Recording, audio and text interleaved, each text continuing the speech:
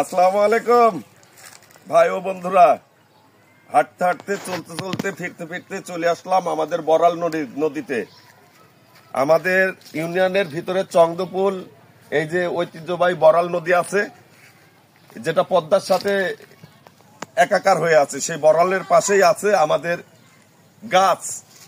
চিনলে জড়ি, না চিনলে মা বোনদের ভাত রান্না করি, সেই খড়ি গাছ। আপনাদেরকে আমি আজকে দেখাবো একটি আধুনিক এবং আল্লাহর কুদরত এবং আমাদের যে গাছের কবিরাজ এবং গাছের যে হুজুর লুকমান হাকিমের অনুসারে যে গাছ যাকে যে কর্ম দিয়েছে সেই গাছ সেই কাজে কর্মে ব্যস্ত, যাকে যে ঔষধি গুণ দিয়েছে সেই ঔষধি গুণ আমাদের মানব দেহে নানানভাবে কাজে লাগে এবং আমরা ব্যবহার করে থাকি। সেরকম একটি গাছ আপনাদেরকে দেখাবো এখনই আমি।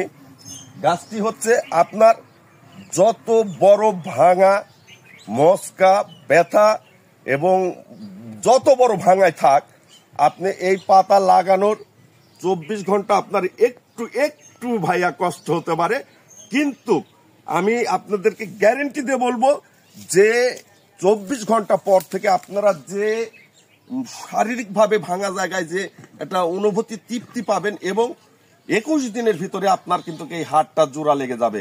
সেই গাছ, সেই অলৌকিক গাছ আজকে আপনাদেরকে আমি দেখাতে নিয়ে আসছি আমাদের চংদপুল গুচ্ছ গ্রামের সাধু ভাইয়ের বাগান বাড়িতে। আসেন আজকে আপনাদেরকে দেখাই আমি সেই অমূল্য রতন, সেই গাছ।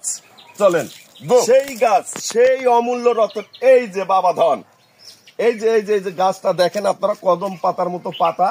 হ্যাঁ, গাছটা বেশি বড় না, 5-6 ফিট লম্বা হয়। এই যে দেখেন গাছটা, ভালো করে দেখাও ভাইয়া। এই গাছটার কদম আমরা কদম ফুল চিনি, কদম ফুলের পাতার মতো পাতা, কিন্তু এটা একেবারে আগুন, একেবারে আগুন। এই পাতার গায়ে টাচ করা মাত্রই আপনার চিরিবিরি যন্ত্রণা সেই জায়গায় কিন্তু একেবারে তৎক্ষণিক শুরু হয়ে যাবে। এই পাতাতে এত বড় একটা শক্তি যেটা আপনি ধারণা করতে পারবেন না। এই গাছ যে কোনো ভাঙা জায়গায় আপনি লাগাবেন, মস্কা, ব্যথা, পুরানো যত বড় ব্যথা হোক, এই গাছ লাগানোর 24 ঘন্টা পর থেকে আপনি আরাম এবং স্বস্তি পাবেন। এই সেই গাছ। এই গাছের চিকিৎসা এবং গাছ সংগ্রহ করতে হলে আমাদের সাথে যোগাযোগ করবেন, আমাদের ভিডিওটা শেয়ার করবেন, লাইক সাবস্ক্রাইব করবেন।